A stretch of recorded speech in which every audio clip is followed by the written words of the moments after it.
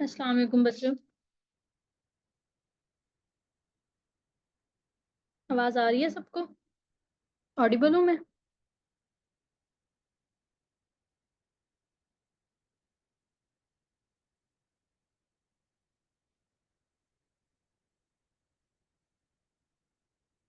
बच्चों आवाज आ रही है? जी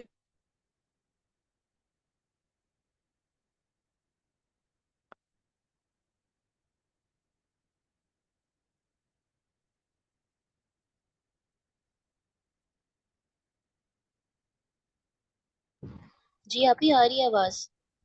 ओके, आज हमने स्टार्ट करना है ग्लूकोज डिटर्मिनेशन। ये इस चैप्टर का लास्ट टॉपिक है। उसके बाद फिर हम न्यू टॉपिक पे मूव कर जाएंगे, लिवर पे। अच्छा, अब हम पढ़ने जा रहे हैं कुछ प्रैक्टिकल चीजें जो कि आप लैब में परफॉर्म करते हो। जिस जिसकी केमिकल में ड्यूटी होगी उसको थोड़ा बहुत आइडिया होगा, बाकियों को अभी तक नहीं होगा। अच्छा, अब ये है कि हमने कल पढ़ा हाइपोग्लाइसीमिया, उससे पहले हमने पढ़ा डायबिटीज।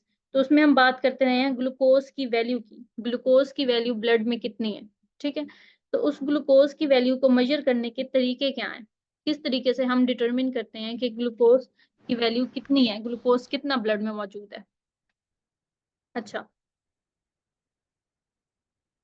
सबसे पहले ये बात कि ग्लूकोज की डिटर्मिनेशन के लिए सैंपल कौन कौन सा यूज होता है।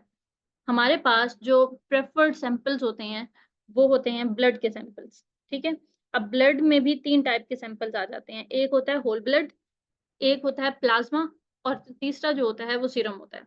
इनमें से सबसे ज्यादा जो प्रेफर्ड है वो सीरम होता है। सीरम यूज करना चाहिए, इसका मैं रीजन भी बताती हूँ। लेकिन ब्लड के अलावा बाकी जो हमारे पास बॉडी फ्लूइड्स हैं उसमें भी ग्लूकोज की डिटर्मिनेशन की जाती है। लेकिन जनरली और कॉमनली जो यूज किया जाता है वो ब्लड है, ठीक है, क्योंकि ये इजी टू यूज भी है और यही जो है सबसे ज्यादा ऑथेंटिक है। अब सीरम या प्लाज्मा क्यों हमारे पास प्रेफर्ड मेथड है होल ब्लड के कंपैरिजन में, वो ये है कि जो हमारे पास होल ब्लड है उसमें सेल्स मौजूद है, WBCs, RBCs, ठीक है। अब जब आपने सैंपल लिया, उसे ड्रॉ किया, ट्यूब में डाला, उसके अंदर सेल्स मौजूद है, वो जिंदा सेल हैं। वो अपने नॉर्मल प्रोसेसेस को जारी रखने के लिए जो आपके ब्लड में न्यूट्रिएंट्स हैं उनको एब्जॉर्ब करते रहते हैं। तो ब्लड की जो वैल्यू है वो डिक्रीज होती है अनटिल एंड अनलेस आप जो है टेस्ट परफॉर्म ना कर लो। तो जब तक सैंपल रखा रहेगा तो उसमें ग्लूकोज की वैल्यू डिक्रीज होती रहेगी, गिरती रहेगी। इस वजह से जो रेकमेंडेड है वो ये है कि आपने जैसे ही ब्लड लिया, आपकी कोशिश होनी चाहिए कि विद इन 1 आवर, 1 घंटे के अंदर अंदर आप उसको सेल से सेपरेट करो, और उस चाहे वो सीरम है या प्लाज्मा है उसको आपने क्या करना है, रेफ्रिजरेट कर देना है। कोशिश ये होनी चाहिए कि फौरी तौर पे आप लोगों ने सेपरेट कर दिया। क्यों? क्योंकि ये देखा गया है कि 1 घंटे के अंदर, अगर आपने 1 घंटे के अंदर मतलब फौरन नहीं, 1 घंटे का टाइम है, उस टाइम पीरियड के दौरान भी अगर आपने जो है सेल्स अलग कर लिए और वो ब्लड जो होल ब्लड है और वो जिसमें से सेल सेपरेट कर दिए, उसमें जो फर्स्ट आवर में डिक्लाइन इन ग्लूकोज लेवल है वो सेम रहता है, सेम रेट पे डिक्रीज होता है। तो इस वजह से ये कहा जाता है कि चाहे हम जितने भी केमिकल्स प्रिजर्वेटिव यूज कर लें, फर्स्ट आवर में ग्लूकोज डिक्रीज होता ही होता है, सेल्स यूज करते हैं। तो हमें सेल्स को fill fall within minutes उससे सेपरेट कर लेना चाहिए। यहाँ तक अंडरस्टूड?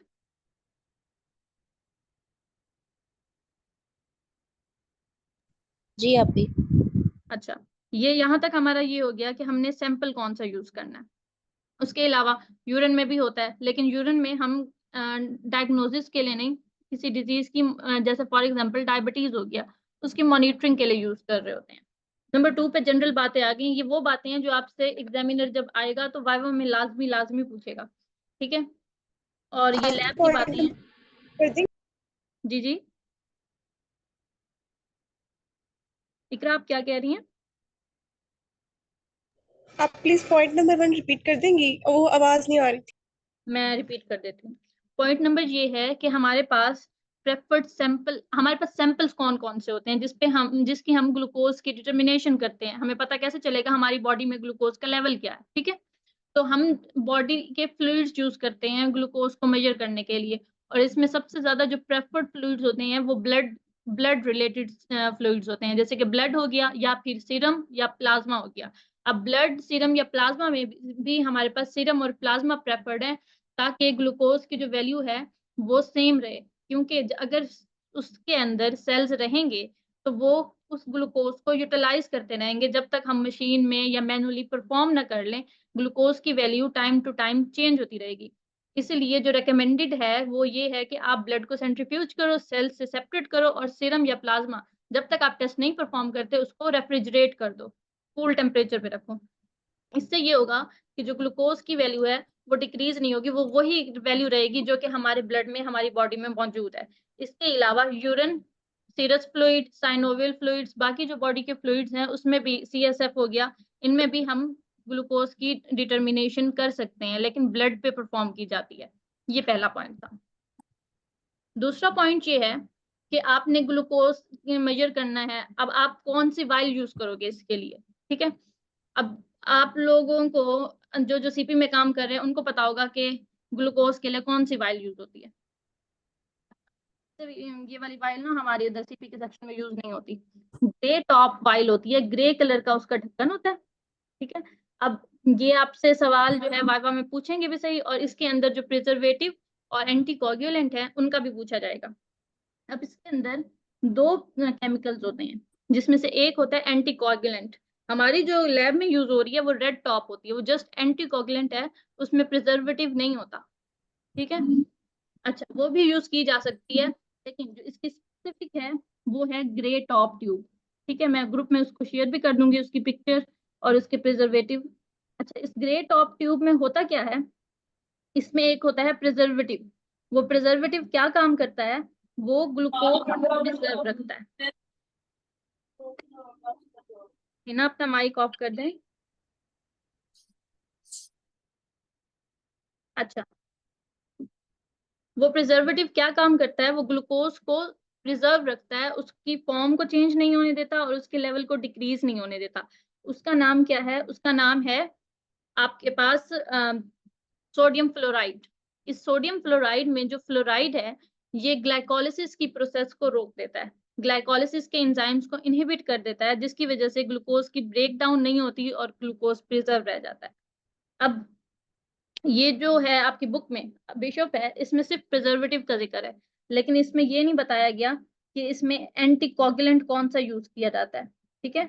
अब एंटीकोगुलेंट जो यूज किया जाता है वो कौन सा है, वो है आपके पास पोटेशियम ऑक्सलेट। इसमें ये जो पोटेशियम ऑक्सलेट है ये ब्लड को कोगुलेट होने से बचाएगा, एंटी कोगुलेंट है और ये जरूरी है, ठीक है।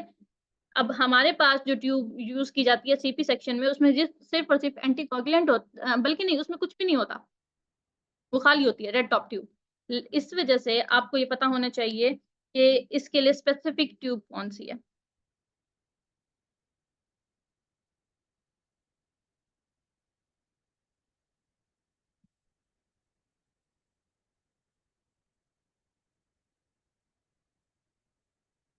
अच्छा, एक और बात, वो बात ये है कि आप चाहे कोई भी ग्लूकोज की डिटर्मिनेशन परफॉर्म कर रहे हैं, चाहे वो फास्टिंग में है या वो रैंडम है। आप ये शायद मेरे ख्याल में लेक्चर में आप ही ने भी आप लोगों को बताया होगा। तो इनका जो मोस्ट प्रोबेबल टाइम होता है, स्पेशली आपकी, हम बात कर लेते हैं फास्टिंग की, वो मॉर्निंग में होता है, ठीक है। ये किस लिए जरूरी है, जो हमारे हॉर्मोन्स होते हैं ना उनके अंदर मैकेनिज्म होता है, डायरनल पैटर्न होता है। उससे क्या होता है कि सुबह के टाइम हमारे ग्लूकोज का लेवल राइज होता है, लेकिन शाम के टाइम ग्लूकोज का लेवल जो है वो डिक्रीज हो जाता है। अब अगर कोई पेशेंट है, आपने उसको कहा है कि अगर आपने फास्टिंग करानी है तो आपको चाहिए कि आप 8 to 12 आवर्स की फास्टिंग के बाद आओ, ठीक है। जब आपने फास्ट कर लिया हो इतने, और वो सुबह से फास्टिंग करता है, शाम को आता है टेस्ट परफॉर्म करने, तो उसके जो रिजल्ट आएंगे वो ठीक नहीं आएंगे। वो क्यों, क्योंकि उसका ग्लूकोज का लेवल नॉर्मल एक्टिविटीज की वजह से ना ड्रॉप हुआ होगा। और अगर वो बंदा डायबिटिक होगा या प्री डायबिटिक होगा तो वो हो सकता है मिस हो जाए। क्यों, क्योंकि उसकी ग्लूकोज की वैल्यू कम आएगी। जब उसकी ग्लूकोज की वैल्यू कम आएगी तो वो बीमारी डायग्नोज नहीं हो पाएगी। तो इसके लिए स्पेशली ये रिक्वायरमेंट जरूरी है कि हमारे पास जो सैंपल है वो मॉर्निंग टाइम लेना चाहिए, ठीक है। इसी तरीके से आपके पास रैंडम ग्लूकोज आ गया। अब रैंडम ग्लूकोज, आपके पास दो टर्मिनोलॉजीज हैं, ये ना आपको क्लियर नहीं की जाएंगी, लेकिन अगर किसी ने वाइवा में पूछ लिया तो वहां पे पकड़ा जाएगा। एक होता है रैंडम ग्लूकोज, ठीक है। दूसरा होता है कैजुअल ग्लूकोज। रैंडम ग्लूकोज और कैजुअल ग्लूकोज सुनने में एक जैसे टर्म लगते हैं, लेकिन इनमें ना थोड़ा फर्क है। अब रैंडम ग्लूकोज क्या है? रैंडम ग्लूकोज का मतलब है कि आपने खाना खाया, उसके 2 से 3 घंटे में आपने सैंपल दे दिया, 2 से 3 घंटे बाद, ठीक है? रैंडमली किसी भी पॉइंट ऑफ टाइम पे, किसी भी टाइम आपने उठ के ना खाना खाया, 2 से 3 घंटे बाद सैंपल दे दिया। लेकिन जो कैजुअल है, कैजुअल का मतलब है आप की फास्टिंग नहीं है, आपके ऊपर कोई स्पेसिफिक टाइम की लिमिट नहीं है कि आपने खाना खाने के कितने घंटे बाद देना है, क्या खाना है, कितना खाना है। कैजुअल का मतलब है आप जैसे भी किसी भी रूटीन में बैठे हैं, आपका दिल चाहा, आप उठ के गए, आपने सैंपल दिया और परफॉर्म करा दिया, ठीक है? तो एफबीएस का मतलब होता है फास्टिंग ब्लड शुगर। ये कुछ टर्म्स हैं, ये भी आपको पता होनी चाहिए, लिखी हुई आती हैं। अच्छा, दूसरा आता है आपके पास कैजुअल, उसमें आपको सी लिखा हुआ होगा, CS casual sugar, RCS sorry, और रैंडम की जगह पे लिखा होगा आर। तो आपको रैंडम और कैजुअल का जो फर्क है वो पता होना चाहिए। अब हम आ जाते हैं इसके मेथड की तरफ कि ग्लूकोज को मेजर करने के मेथड्स क्या हैं। मेजर तो कर लेते हैं, लेकिन किसी ने पूछ लिया तो हमें पता नहीं होगा कि किस तरीके से परफॉर्म करना है। ऑटोमाइजेशन हो या फिर मैनुअल मेथड हो, आप चाहे खुद मैनुअली परफॉर्म कर रहे हैं या आप मशीन में लगा रहे हैं, सेम प्रिंसिपल है सबका, ठीक है? सब एक ही प्रिंसिपल पे काम कर रहे हैं, आपने कोई भी मेथड उठाया। अब हम कुछ ना ग्लूकोज की प्रॉपर्टीज देखेंगे, डिस्कस करेंगे। उसी प्रॉपर्टीज के तहत जो है हम उनको यूज करते हुए क्या करते हैं, ग्लूकोज का पता लगाते हैं। अब हमारे पास 3 कैटेगरीज होती हैं ग्लूकोज की डिटर्मिनेशन के मेथड्स की। पहली जो 2 कैटेगरीज हैं, इसमें क्या करते हैं हम, ग्लूकोज की रिडक्शन एबिलिटी को यूज करते हैं। आप सबको पता है कि ग्लूकोज जो है वो क्या है, एक रिड्यूसिंग शुगर है, ठीक है? इसके पास एबिलिटी है कि ये दूसरे सब्सटेंसेस को रिड्यूस कर देता है, ठीक है? अब हम क्या करेंगे, इसकी इसी प्रॉपर्टी को यूज करेंगे और हम कुछ सब्सटेंसेस यूज करेंगे, कुछ ऐसी चीजें यूज करेंगे जो जब रिड्यूस होंगी तो कलर प्रोडक्ट में चेंज हो जाएंगी। कुछ ऐसे क्रोमोजेनिक सब्सटेंसेस यूज करेंगे कि या तो वो कलर्ड हैं और जब उनको ग्लूकोज के साथ रिएक्ट करवाया जाए तो ग्लूकोज उनकी रिडक्शन करे, उसके नतीजे में उनका कलर चेंज हो जाए, या फिर वो पहले कलरलेस थे, उनकी रिडक्शन हुई ग्लूकोज के साथ रिएक्शन पे और कलर्ड कंपाउंड बन गया, ठीक है? हमने क्या करना है, ग्लूकोज की रिड्यूसिंग प्रॉपर्टी को इस्तेमाल करना है। रिड्यूसिंग प्रॉपर्टी का मतलब है कि ये जब किसी और सब्सटेंस के साथ रिएक्ट करेगा तो उसको रिड्यूस करेगा। अब उस रिडक्शन के नतीजे में जो कलर चेंज आएगा, हमने उस कलर चेंज को देख के बताना है कि ग्लूकोज प्रेजेंट है, और उस कलर चेंज की इंटेंसिटी को देखना है कि कितना ज्यादा कलर चेंज हुआ है और कितना कम कलर चेंज हुआ है। उसकी इंटेंसिटी को हम मेजर करेंगे और बताएंगे कि इसमें इतनी क्वांटिटी ऑफ ग्लूकोज प्रेजेंट है। अब हम कैसे इंटेंसिटी को मेजर करेंगे? इसकी इंटेंसिटी को मेजर करने के लिए हमारे पास एक इलेक्ट्रोमैग्नेटिक टेक्निक है जो कि हम मशीन्स में यूज कर रहे होते हैं। हमारी मोस्टली जो यहाँ पे मशीन्स है ना, इसमें क्या प्रिंसिपल यूज हो रहा है, स्पेक्ट्रोफोटोमेट्री। इसमें स्पेक्ट्रोफोटोमेट्री के जरिए हमने मेजर कर लिया। अब आप जो सैंपल लगा रहे होते हो उसमें क्या होता है, आपने सैंपल जब मशीन को पिलाया, ठीक है? उसके अंदर रिएजेंट्स होते हैं, वो उस रिएजेंट्स के साथ उसको मिक्स करेगी। अब रिएजेंट्स के में क्या होगा, ग्लूकोज के साथ रिएक्शन होगा। जब ग्लूकोज के साथ रिएक्शन होगा तो जो भी रिएक्शन हो रहा है उसके नतीजे में कलर चेंज प्रोड्यूस हो रहा है। तो हर मशीन हमारे जो भी सेक्शन में रखी है वो उस कलर चेंज को डिटेक्ट करती है और उसकी इंटेंसिटी को, कि भाई कितना ज्यादा कलर डेवलप हुआ है, उसको क्वांटिफाई करके हमें बताती है कि इतनी वैल्यू, ठीक है? तो हमारे पास प्रिंसिपल क्या आ गया कि हमने इसकी रिड्यूसिंग प्रॉपर्टी को यूज किया और कलर डेवलपमेंट चेक की, और फिर हमने उसको क्वांटिफाई कैसे किया, स्पेक्ट्रोफोटोमेट्री के जरिए। यहाँ तक क्लियर है?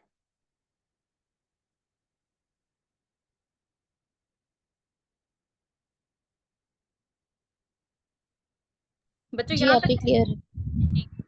अच्छा, अब ये जो 2 कैटेगरीज हैं, इसमें हमने, चाहे ये कॉपर रिडक्शन मेथड है या फिर दूसरी रिडक्शन मेथड्स हैं, इन सब में हमने ग्लूकोज की रिडक्शन प्रॉपर्टी को यूज किया है। अब देखो, ये कॉपर रिडक्शन मेथड है, ये वाले मेथड्स जो है ना, आपको सिर्फ नाम पता हो, इनको याद करने की जरूरत नहीं है।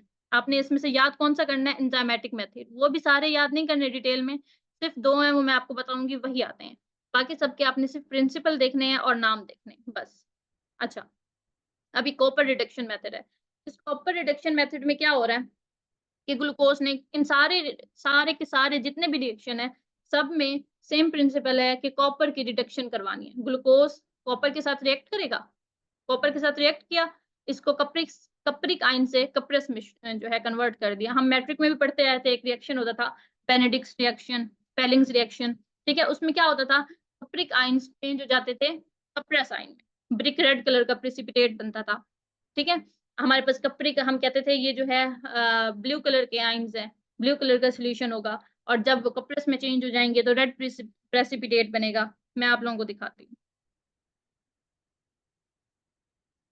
अच्छा ये देखो, अब वहां जितने भी रिएक्शन है उसमें क्या होगा, ग्लूकोज कप्रिक आयंस के सॉल्यूशन के साथ रिएक्ट करेगा, इसको रिड्यूस करेगा। जब ग्लूकोज इसको रिड्यूस करेगा तो ये चेंज हो जाएगा कप्रस में, जिससे हमारे पास ब्रिक रेड कलर के प्रेसिपिटेट बन जाएंगे। कलर डेवलप हुआ, फिर हम उसकी इंटेंसिटी चेक करेंगे और हमें हमारी जो है ग्लूकोज की वैल्यू मिल जाएगी। अब ये जो हमारे पास बेनेडिक्ट टेस्ट है ये हिस्ट्रिकली इंपॉर्टेंट है, अब जो है रूल आउट हो गया, नहीं करते, लेकिन यूरिन टेस्ट में अभी भी ये परफॉर्म होता है। जो हमारे पास स्ट्रिप टेस्ट है जिसमें हम ग्लूकोज की डिटर्मिनेशन करते हैं, उसमें अभी भी यूज हो रहा होता है, किसी छोटी मोटी लैब्स में भी यूज हो जाता है। लेकिन अब जो है इंजाइमेटिक मेथड आ गए हैं, उन्होंने इसको जो है रिप्लेस कर दिया है। उसका रीजन भी मैं आगे बताती हूँ कि किस तरीके से होता है।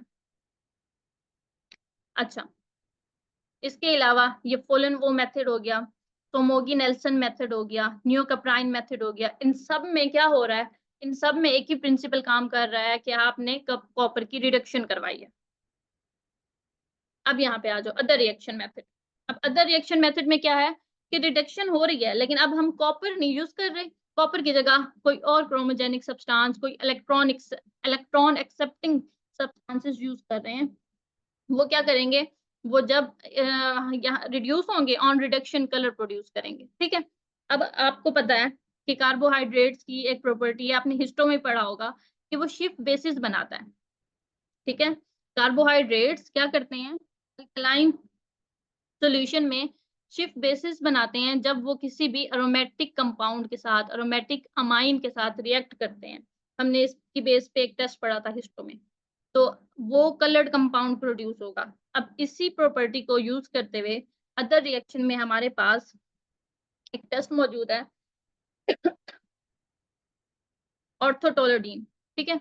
इसमें क्या होता है, इसमें ये होता है कि वही रिडक्शन वाला प्रिंसिपल यूज होगा कि ऑर्थोटोलोडीन के साथ ग्लूकोज रिएक्ट करेगा, क्या बनाएगा, शिफ्ट बेस बनाएगा, ठीक है। और जिससे कलर कंपाउंड प्रोड्यूस होगा और उसको हम मेजर कर लेंगे। अब सारे जो रिएक्शंस हैं इसमें इनकी, क्योंकि कलर अलग अलग है, ठीक है, अलग अलग कलर हर रिएक्शन में प्रोड्यूस होता है, तो इनको हमने किस वेवलेंथ पे मेजर करना है वो भी डिफरेंट होगी अकॉर्डिंग टू कलर। तो हम इसको किस उस पे मेजर करते हैं 630 नैनोमीटर पे। ये वाले जो प्रोसीजर है ये आपको पेपर में नहीं आएंगे, इसमें से अगर आएगा तो आपसे वेवलेंथ पूछ लेंगे एमसीक्यू में, ठीक है। तो आपने ऑर्थोटोलोडीन वाले की 630 नैनोमीटर वो वेवलेंथ याद रखनी है। बाकी ये हिस्ट्रिकली इंपॉर्टेंट है, अब नहीं है, अब नहीं यूज होता, ठीक है। क्यों नहीं यूज होते ये वाले मेथड, क्योंकि ये जो है इनमें बहुत ज्यादा इंटरफेरेंस है। इंटरफेरेंस का मतलब ये है कि हो सकता है ब्लड में कोई और रिड्यूसिंग शुगर या कोई और रिड्यूसिंग एजेंट मौजूद हो, जब वो रिएक्ट करता है तो रिजल्ट इधर उधर हो जाते हैं, ठीक है। किस तरीके से, फॉर एग्जाम्पल ग्लूकोज के अलावा कोई और शुगर थी या कोई और कंपाउंड था जो कि रिड्यूसिंग था, फॉर एग्जाम्पल एस्कॉर्बिक एसिड था, ठीक है, बिलीरुबिन था, वो क्या करेगा, वो जो है इनको रिड्यूस कर देगा, फिर क्या होगा, वो रिएक्ट कर जाएगा, जो कलर प्रोडक्ट बनना था, जो हमने डाई डाला था, वो नहीं हमारे पास जो है रिएक्शन में आ सकेगा, तो कलर डेवलपमेंट सही से नहीं होगी, ठीक है। इसी तरीके से कुछ ऑक्सीडाइजिंग एजेंट है, वो इंटरफेयर करेंगे तो फॉल्स पॉजिटिव रिजल्ट आने के चांसेस हैं, या फिर ज्यादा कलर डेवलपमेंट। इस तरीके से इसकी जो वैल्यूज थी वो ठीक नहीं आती थी, ठीक है, ऊपर नीचे हो जाती थी। तो अब टाइम के साथ साथ ज्यादा स्पेसिफिक मेथड यूज होता है, जो जिस कैटेगरी को हम कहते हैं एंजाइमेटिक मेथड।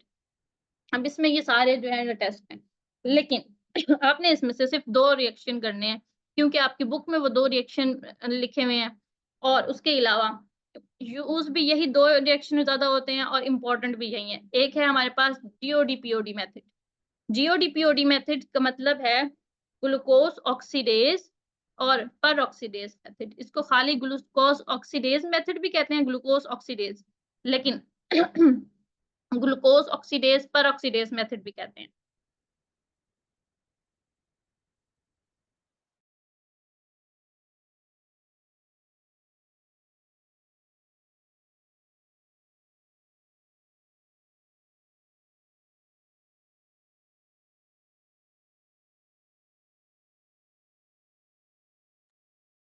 अच्छा, दूसरा हमारे पास जो रिएक्शन है जो इंपॉर्टेंट है वो है हेक्सोकाइनेज मेथड। ठीक है, अब ये हमारे पास दो मोस्ट इंपॉर्टेंट मेथड्स हैं, पेपर में भी यही आएंगे। प्रिंसिपल याद कर लो, प्रोसीजर इतना नहीं आता, लेकिन प्रोसीजर करना जरूर है, सम टाइम आ भी जाता है और वो इजी है, उसमें कोई वो नहीं है, सिर्फ सिंपल रट्टा है। कहीं से नहीं समझ आएगा आप लोग मुझसे पूछ लेना, मैं आप लोगों को बता दूंगी। ठीक है, फिलहाल के लिए मैं आप लोगों को प्रिंसिपल करा रही हूँ। अब हमारे पास आ गया ग्लूकोज ऑक्सीडेज और हेक्सोकाइनेज मेथड। ठीक है, इसके साथ ही ग्लूकोज ऑक्सीडेज कपल्ड रिएक्शन भी है, ये भी ऑलमोस्ट सेम है इसमें, लेकिन ये है कि दो रिएक्शन हम साथ साथ चलाते हैं, सेम प्रिंसिपल है। जो आपकी बुक में लिखा हुआ है वो एक्चुअली में ग्लूकोज ऑक्सीडेज कपल्ड रिएक्शन है, लेकिन जो उस्मान वहीद में है वो ग्लूकोज ऑक्सीडेज है, सेम है। आप अगर मिक्स भी कर दोगे कोई मसला नहीं है। ठीक है, परेशान होने की इसमें जरूरत नहीं है। अच्छा, अब हम देख लेते हैं ये क्या है।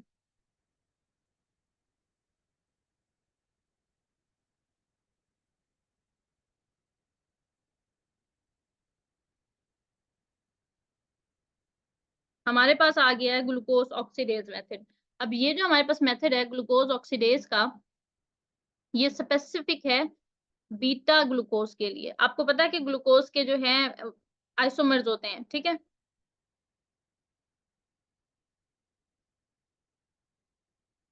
अच्छा, आप लोगों को पता है कि ग्लूकोज के जो हैं वो आपके पास आइसोमर्स होते हैं और इसकी डिफरेंट फॉर्म्स होती हैं, अल्फा ग्लूकोज हो गया, बीटा ग्लूकोज हो गया। ठीक है, अब ये जो ग्लूकोज ऑक्सीडेज मेथड है, इसमें जो आपके पास एंजाइम यूज हो रहा है वो है ग्लूकोज ऑक्सीडेज।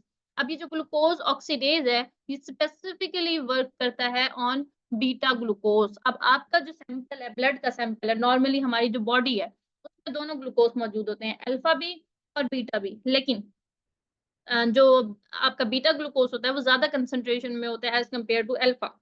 लेकिन अगर आप सोचो कि सिर्फ बीटा ग्लूकोज मेजर होगा तो पूरे ग्लूकोज की वैल्यू नहीं हो आएगी। ठीक है, इसलिए रिएक्शन के दौरान इसमें म्यूटेरोटेज, ये आपका उस्मान वहीद में नहीं लिखा हुआ, ठीक है, लेकिन ये एंजाइम आपका बुक में लिखा हुआ है।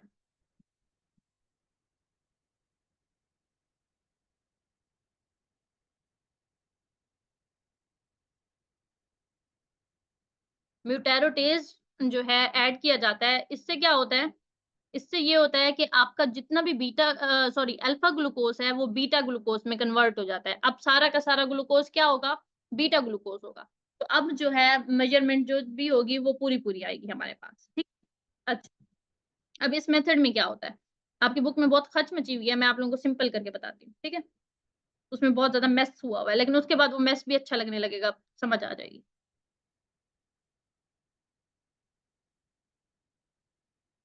अच्छा, ग्लूकोज ऑक्सीडेज नाम से जाहिर है कि इस मेथड में हमारे पास एंजाइम ग्लूकोज ऑक्सीडेज यूज हो रहा है, जो कि क्या कराएगा, ऑक्सीडेशन कराएगा ग्लूकोज की। ठीक है, अब ग्लूकोज की होगी ऑक्सीडेशन तो क्या बनेगा हमारे पास, ग्लूकोनिक एसिड, लेकिन साथ में इसका बाय प्रोडक्ट बनता है पर ऑक्सीडेज। अब आप सॉरी पर ऑक्साइड।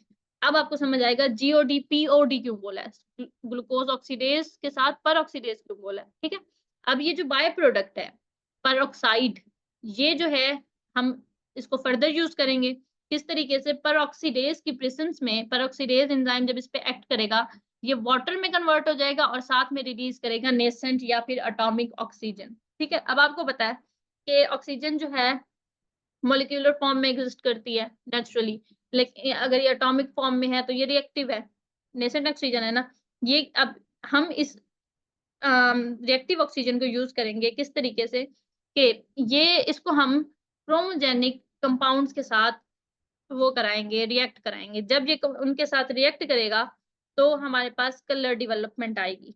ठीक है, जैसे फॉर एग्जांपल हमारे पास हो गया फेरिसियानाइड, ऑर्थोटोलिडीन, इसी तरीके से कुछ और कंपाउंड्स होते हैं, आयोडाइड यूज कर लेते हैं, आयोडीन में कन्वर्ट हो जाता है। आपकी बुक में जो 2 नाम दिए हुए हैं वो बिल्कुल डिफरेंट डाइज हैं, ऑर्गेनिक डाइज यूज हुए हुए हैं, उनको देख लेना। कोई मुश्किल से नाम है, मेरी जबान पे इस टाइम नहीं आ रहा है। अच्छा, उनसे क्या होगा? अच्छा, ये ना आपसे एमसीक्यू और उसके अलावा शॉर्ट क्वेश्चन में भी डाइज का नाम पूछ सकते हैं। जब ये नेसेंट ऑक्सीजन उस डाइड कंपाउंड के साथ रिएक्ट करेगा, पहले वो डाइड नहीं था, ठीक है, क्रोमोजेनिक था, उसका कोई कलर नहीं था, लेकिन जैसे ही ये रिएक्ट करेगा, वो इसके इलेक्ट्रॉन उसके अंदर जाएंगे, तो क्या होगा? उसका कलर चेंज हो जाएगा, कलर डेवलपमेंट आ जाएगी। फिर वही कि जब कलर डेवलपमेंट आ गई तो हम उसकी इंटेंसिटी मेजर कर लेंगे। अब कलर की इंटेंसिटी उतनी ज्यादा होगी जितना हमारी बॉडी में ग्लूकोज होगा। अगर हमारी बॉडी में ग्लूकोज कम है तो कलर डेवलपमेंट कम आएगी। क्यों? क्योंकि कम बाय प्रोडक्ट बनेगा, कम पेरोक्साइड बन रहा होगा, कम नेसेंट ऑक्सीजन आएगी, कम जो है ऑक्सीडेशन रिडक्शन रिएक्शन होगा, और कम जो है कलर डेवलपमेंट आएगी। लेकिन जितना जितना ग्लूकोज की वैल्यू ज्यादा होती जाएगी, वो ज्यादा होता जाएगा। अब हमें ये कैसे पता चलेगा कि मशीन को ये कैसे पता चलेगा कि ये नॉर्मल वैल्यू है, लो वैल्यू है, या फिर हाई वैल्यू है? इसका अलग टॉपिक है कैलिब्रेशन वाला, वो आपके ना टेक्निक वाले पोर्शन में आ जाता है, सीपी के पोर्शन में नहीं आता। वो मैं अलग से आप लोगों को बता दूंगी, ठीक है। अभी फिलहाल इतना आप लोग समझ लो कि कलर इंटेंसिटी आ जाएगी जिसको आपने मेजर करना है। अब ये कलर आपने किस इंटेंसिटी पे मेजर करना है, ग्लूकोज ऑक्सीडेज में कौन सी वेवलेंथ यूज करते हैं, ये इंपॉर्टेंट है। मैं साथ साथ जो इंपॉर्टेंट बताती हूँ ना, उसको या लिख लिया करें या मार्क कर लिया करें। ये शॉर्ट क्वेश्चन भी आता है, एमसीक्यू भी आता है। तो 515 नैनोमीटर पे हम जो है मेजर करते हैं कलर की इंटेंसिटी, किसमें? ग्लूकोज ऑक्सीडेज मेथड में। ये शॉर्ट क्वेश्चन आता है, फातिमा आप ही देती होती हैं, वैसे भी आता होता है यूएचएस में भी। अच्छा, ये हो गया आपकी वो चीजें जो उस्मान वहीद में लिखी हैं और इनफ है फॉर पेपर। लेकिन जो एग्जामिनर आएगा, एक्सटर्नल आएगा, वो पूछ सकता है, या इंटरनल भी पूछ सकते हैं वाइवा में, वो ये है कि ये इसकी लिमिटेशंस क्या हैं इस रिएक्शन की, ठीक है। इस रिएक्शन की लिमिटेशन ये है, क्योंकि ये भी चाहे एंजाइमेटिक है, इसमें रिएक्शन कौन से हो रहे हैं? ऑक्सीडेशन रिडक्शन रिएक्शन हो रहे हैं, ठीक है। तो अगर इसके ग्लूकोज के अलावा कोई और रिड्यूसिंग सब्सटेंसेस मौजूद होंगे तो वो क्या करेंगे? वो इंटरफेयर करेंगे। वो इंटरफेयर करेंगे किस तरीके से? वो कलर की डेवलपमेंट को डिक्रीज कर देंगे। इसी तरीके से ऑक्सीडाइजिंग एजेंट, जैसे कि कोई ब्लीच वगैरह वाला कंपाउंड मौजूद है, तो वो कलर डेवलपमेंट को इन्हांस कर देंगे। तो फाल्स इंक्रीज और फाल्स डिक्रीज आ सकता है, ठीक है। नेगेटिव इंटरफेरेंस का मतलब आएगा कि कलर डेवलपमेंट कम हुई है, और पॉजिटिव इंटरफेरेंस का मतलब आएगा कि कलर डेवलपमेंट ज्यादा हुई है। अब हम आ जाते हैं अपने सेकंड इंपॉर्टेंट मेथड पे। पहले मुझे ये बताओ कि यहाँ तक कंफर्म हो करो कि यहाँ तक क्लियर है। जी आपी। अच्छा, जो सेकंड है हमारे पास वो है हेक्सोकाइनेज मेथड। अब हेक्सोकाइनेज मेथड जो है वो मोस्ट स्पेसिफिक है। एक मिनट बच्चों।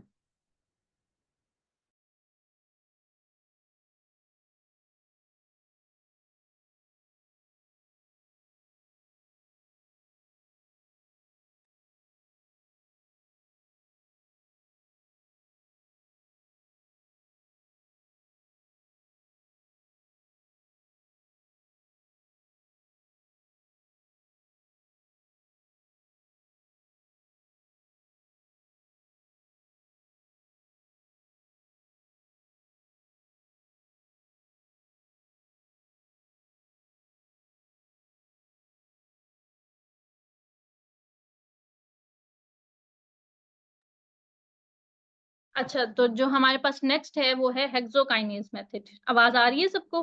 ऑडिबल हूँ मैं?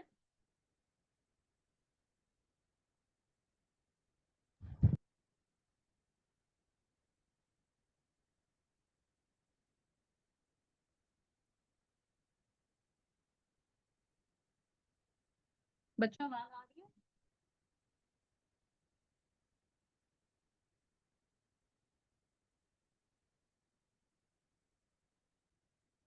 आवाज नहीं आ रही। आवाज नहीं आ रही?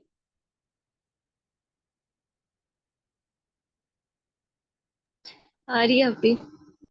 अच्छा, नेक्स्ट है हमारे पास हेक्सोकाइनेज मेथड, ठीक है। हेक्सोकाइनेज मेथड हमारे पास सबसे ज्यादा स्पेसिफिक रिएक्शन है और सबसे ज्यादा सेंसिटिव रिएक्शन है। सारे रिएक्शन की कैटेगरीज में भी और एंजाइमेटिक मेथड की कैटेगरीज में भी सबसे ज्यादा स्पेसिफिक और सेंसिटिव मेथड है वो हेक्सोकाइनेज है। ठीक है, अब इसमें आप नाम से देख लो कौन सा एंजाइम यूज होगा। चलो मैं इसके ऊपर पहुंच जाती हूँ। हेक्सोकाइनेज एंजाइम यूज हो रहा है। इसमें क्या होगा, एक आपके सैंपल में जो ग्लूकोज है वो एटीपी के साथ रिएक्ट करेगा और फॉस्फोराइलेशन होगी। ठीक है, ऑक्सीडेज मेथड में हमारे पास पहले भी स्टेप में और सेकंड स्टेप में भी ऑक्सीडेशन रिडक्शन रिएक्शन हो रहे थे, रिडॉक्स रिएक्शन, लेकिन यहाँ पे हो रहा है फर्स्ट स्टेप में फॉस्फोराइलेशन। ग्लूकोज एटीपी के साथ रिएक्ट करेगा और हमारे पास प्रोडक्ट बन जाएगा ग्लूकोज 6 फॉस्फेट।